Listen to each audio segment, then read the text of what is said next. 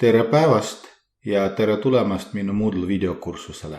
Selles videotunnis mina näitan, kuidas luua sisutüübi nimega Word Search, sõnade otsing.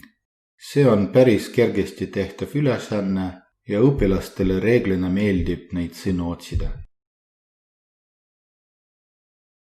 Ja nii edasi. Ja nüüd vaatame, kuidas seda sisutüüpi luua saab. Sisupangast nagu tavaliselt vajutage lisa ja otsige Find the Words. Ja nüüd ma lähen tagasi sellele ülesandele. Nii nagu te näete, protsess on väga kerge. Kõigepealt sisestage ülesande nimi, siis juhised ja nüüd sõnade loetelu. Ja pange tähele, et sõnade vahel ei tohi kasutada tühikut. Ja ei tohi kasutada numbreid ja ei tohi kasutada spetsiaalseid sümboleid. Siin on meil tähtede kogu, millest süsteem ehitab selle ülesande. Ja rohkem mingit seadistuseid siin ei ole. Vajutame siis salvesta nuppu ja meie ülesanne ongi valmis. Tänan vaatamast, head aega!